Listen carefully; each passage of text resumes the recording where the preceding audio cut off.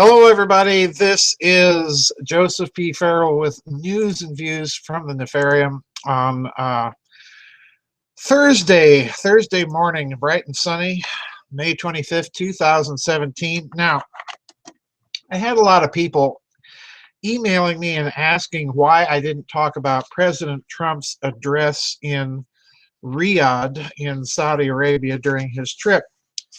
And I have to be honest, initially I wasn't going to because I have a lot of suspicions about what's going on here, a lot of high-octane speculation. But I also kind of wanted to wait for the fallout from it. And I think there's going to be a lot more, not only in the days and weeks to come, but in the years to come, and perhaps even the decades, because of certain suspicions I've long had that I've mentioned from time to time in various interviews, particularly on the late George Ann Hughes' Bite Show. But we've already got a bit of fallout that has appeared in the Washington Post, and I've linked two articles for you that I want to be talking about. The first article appeared just yesterday in the Washington Post, a very short op-ed piece written by the former Republican Speaker of the House, Newt Gingrich, and then a piece that appeared last week in the Washington Post as well, titled "Trump to Unveil Plans for an Arab NATO in Saudi Arabia." Now, I want to really focus initially on Speaker Gingrich's article here because color me skeptical. Okay, let's just put it that way. Let me read a couple of things that Speaker Gingrich has said in the article. First of all, quote, "The newspaper's legendary former publisher, Philip Graham, famously described journalism as the business of writing the first rough draft of history. This week, as President Trump gave an historic speech in Saudi Arabia before the leaders of more than 50 Muslim-majority nations, journalism's first draft missed the history almost entirely. Trump stood before an unprecedented gathering of leaders to do something far more significant than utter a single phrase or undermine his predecessor's record. He was there to rally the Muslim world, in his words, to, quote, meet history's great test, unquote, defeating the forces of terrorism and extremism." Now, this in Saudi Arabia, okay? I'm sure I don't have to rehearse the reasons for this audience of why I'm a little skeptical about that. But let me continue. He did so in a way that no American president had ever done before. While extending a hand of friendship to Muslim nations, he also issued them a clear challenge to take the lead in solving the crisis that has engulfed their region and spread across the planet. Quote, "Drive out the terrorists and extremists," he urged, "or consign your peoples to futures of misery and squalor." Now, this is Gingrich's evaluation at this point on. Quote, in that one speech, he refers back to President Reagan making a similar speech in Westminster, and then he goes on to say this. Now, note, what he's doing is he's invoking President Reagan and all of the supposed glow that came from the Reagan years and trying to couple Trump with it. He says in that one speech, "Reagan predicted the fall of communism and reinvigorated the Western alliance. Quote, we see totalitarian forces in the world who seek subversion and conflict around the globe to further their barbarous assault on the human spirit," unquote, Reagan said. Reagan declared, no narcissism here, folks. Reagan declared his speech a turning point in human history. And it was. That's Gingrich. Pardon me. On Sunday, Trump, too, declared that his challenge would be a turning point one way or another. At least Trump isn't taking credit for this is going to necessarily be a positive change. It might be a negative one. And saying those kind of words, I have to, I have to doff my hat to the president, at least on this case, for having dared utter the words terrorism and extremism in Saudi Arabia. Okay. Again, I'm not optimistic, but at least he did it. Let me continue. Quote, America is prepared to stand with you, unquote, in the fight against terrorism, Trump pledged.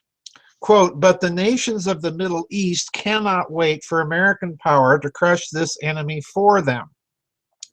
The nations of the Middle East will have to decide what kind of future they want for themselves, for their countries, and for their children, unquote. Now, my question here to the president is, does that include Syria? Okay, apparently not, because apparently if you're in Syria, in other words, if you are a secular Muslim Arab state, you can't do this, but if you're an extremist one, you can. This is my difficulty here, folks, and I have an even deeper suspicion that I voiced years ago on Georgianne Hughes's show that I want to repeat here today, because it's as if a nightmare is coming true. Let me continue. Never before, this is Gingrich again, has an American president tried so clearly to unite the civilized world, including the nations of the Middle East and Africa, against the forces of terrorism. Never before has an American president issued so direct a challenge to those nations to do more in the fight. And that's good. I'm not disagreeing with that. And never before has an American president so plainly put the ultimate responsibility for eradicating terrorism on the nations in the region. In doing so, Trump's speech implicitly repudiated the approaches of his two immediate predecessors and promised instead what he characterized as a principled realism, based on a clear-eyed view of America's interests and security and limits. Now, the final paragraph in this Washington Post article is this, quote, the United States and Saudi Arabia signed a $110 billion arms deal, the largest in U.S. history, which will bolster the kingdom's ability to contribute to counterterrorism operations across the region. Syria and others. Okay? This will reduce the burden on the U.S. military and send a clear message that this administration takes the threat of Iran seriously. The agreements also included a new commitment to crack down on terrorism financing in the Persian Gulf states, as well as hundreds of billions of dollars worth of Saudi investment in the United States. Translate that into more promotion of Wahhabism and its ideals. Now, this is all being couched, again, you'll note, in anti-terrorism terms, and you'll note I'm a little skeptical. So let's turn to the other article that appeared a week ago, again in the Washington Post, that is titled, Trump to Unveil Plans for an Arab NATO in Saudi Arabia.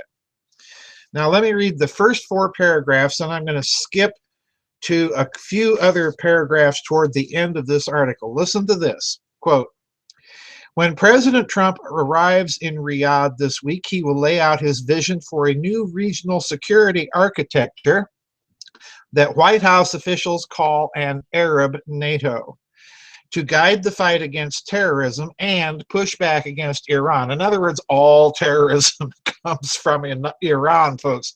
That's the subtext here. As a cornerstone of the plan, Trump will also announce one of the largest arms deals in history. Behind the scenes, the Trump administration and Saudi Arabia have been conducting extensive negotiations led by White House senior advisor Jared Kushner and Saudi Deputy Crown Prince Mohammed bin Salman. The discussions began shortly after the presidential election, when Mohammed, known in Washington as MBS, sent a delegation to meet with Kushner and other Trump officials at Trump Tower.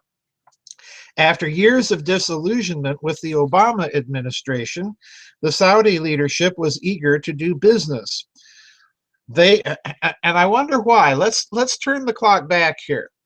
Remember that Obama was under tremendous pressure from the deep state in the United States, not only to actively intervene in Syria, but also there was tremendous pressure on him to make some sort of military intervention in Iran. All right. So I think the subtext here is, yeah, there's a sea change going on in foreign policy, but it may not be all that good. All right.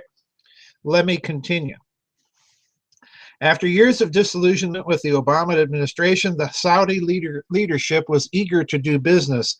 They were willing to make a bet on Trump and on America, a senior White House official said. In that meeting and during a follow-up meeting 3 weeks later, the Saudis proposed a broad elevation of the U.S.-Saudi relationship and proposed various projects to increase security cooperation, economic cooperation, and investment, White House officials said. The Trump team gave the Saudis a list of Trump priorities, calling on the kingdom to step up actions to combat radical Islamic extremism, intensify the fight against the Islamic State, and share the burden of regional security. Now let me skip. The White House admits that many details of how the new alliance will operate will remain to be worked out. The countries of the region harbor deep historical grievances and don't agree on key issues, including the way forward in Syria. A 2015 effort by Egypt to establish a pan-Arab fighting force collapsed due to squabbling among the countries involved. Skipping again. The most concrete part of the idea is a mammoth U.S. arms package for Saudi Arabia that Trump will announce in Riyadh. Final details are still being worked out, but officials said the package will include between $98 billion and $128 billion in arms sales over 10 years. Total sales could reach $350 billion. That's a third of $1 trillion, folks. These sales include huge upgrades. Huge would be the word here, or huge, for the Saudi Army and Navy, to include literal combat ships, THAAD missile defense systems, armored personnel carriers, missiles, bombs, and munitions, officials said. Some of the production and assembly could be located. Listen to this word here. Listen to this sentence here, folks. Some of the production and assembly could be located in Saudi Arabia. In other words, part of the sales here include the actual sale of the manufacturing capability to that country. Now, folks, I don't know about you. I think this is a colossally bad idea. Let me continue. At the very end of this article, it says the pending announcements of the new security framework and huge arms deal are evidence that the Saudi courtship of the Trump White House has been successful beyond expectations. Whether that results in real stability in the region, real progress against terrorism, or real deterrence against Iran depends on what happens after Trump's overseas trip is over. So let me give you my suspicions here. These are in the form of high-octane speculations. But I have to wonder what the quid pro quo is here. Is it really going to settle anything as far as the security in that region is concerned to turn over a massive arms deal and perhaps the manufacturing capability to one of the most backward regimes in the world, and do this in the context of the centuries-long Sunni-Shia conflict? This to me suggests, and this has been suggested by many other people besides me over the years, this to me suggests that what the real plan is to create an internal conflict in that region of the world that will ultimately lead to its demise. In other words, I said years ago something on George Ann's show that it was my conviction that over the long term, the Islamic world was being set up for a fall. All right. Now, that could be avoided if there are real internal domestic reforms in the two countries that represent that kind of extremism, namely Saudi Arabia and Iran. So my other suspicion may be is Trump doing this? And again, I'm not one of those that thinks that Trump plays 4D chess and he's thinking way outside the box and is so brilliant that he's way ahead of the deep state and all of the thinkers and analysts that employs. But I do think, and I do entertain a suspicion that maybe this might be, in terms of his rhetoric that he was using in Riyadh, that this might also be his subtle message to the Saudis that if you want to advance your country, you're going to have to reform internally. And that means that Saudi Arabia, number one, is going to have to treat its Shia population much better, and it's going to have to join the ranks of the rest of the world and not stone women to death for silly things. All right. So that might be in the offing, but the problem is there's no article suggesting that I've been able to discover that this was made a quid pro quo in the arrangement. So in other words, I maintain as a more probable suspicion that everything is being set up for a fall here, and that this is really a way of change of policy vis-a-vis Syria and having a much more direct Saudi involvement and influence in the region. So that brings us to my suspicions about this Arab NATO idea. And here again, I'm rather alarmed because the whole goal of the extremists in that region is to create a transnational pan-Sunni, or if you're Iranian, pan-Shia kind of caliphate. Now that leaves the problem of who gets to play caliph. And of course, there's three contenders in the region, and they're all kind of nuts if you get right down to it. We've got Sultan Erdogan in Turkey, prancing around. Incidentally, recently, folks, you can find photographs, color photographs of Sultan Erdogan actually dressed in costumery that resembles very much the vestiture of the old Ottoman sultans. Okay, so in other words, he wants to be caliph, and of course the Saudis are in there, right in there for contention, and of course the Iranians as well. So this action appears to me, again, not to be a stabilizing action ultimately and in the long run. It may appear that way in the short run, but ultimately in the long run, this appears to me to be a very destabilizing action. Now, why do I say that? Because I suspect that we're going to have, as a response to this, we're going to see some statements now coming out of Turkey, coming out of Tehran, coming out of Beijing, and coming out of Moscow, that if they're really serious about engaging against terrorism, they cannot, pardon me, they cannot simply just engage with the Saudis.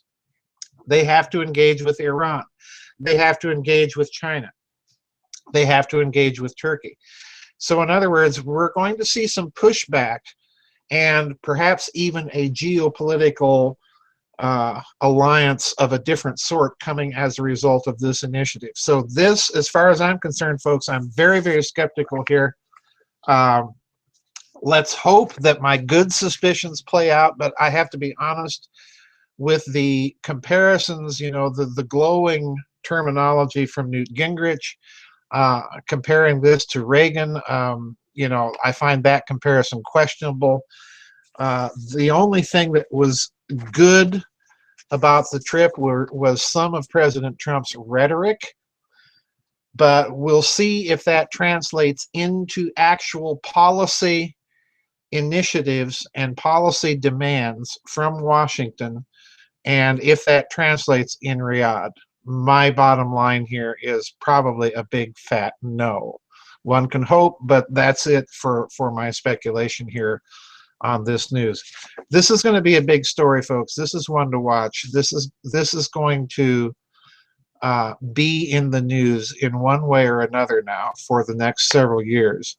So it's one to watch, folks, and we need to watch very, very closely if this will issue in any internal changes in that part of the world. I suspect not. I suspect, if anything, this will give the tools of further repression to some of those regimes in that region. Anyway, that's it for my news and views today. Sorry I'm doing it so early. I'm having a bit of a sinus problem. Got errands to run today. So we'll see you on the flip side, everybody. Oh, by the way, I want to make a reminder again. You can listen to these broadcasts and podcasts on your iTunes.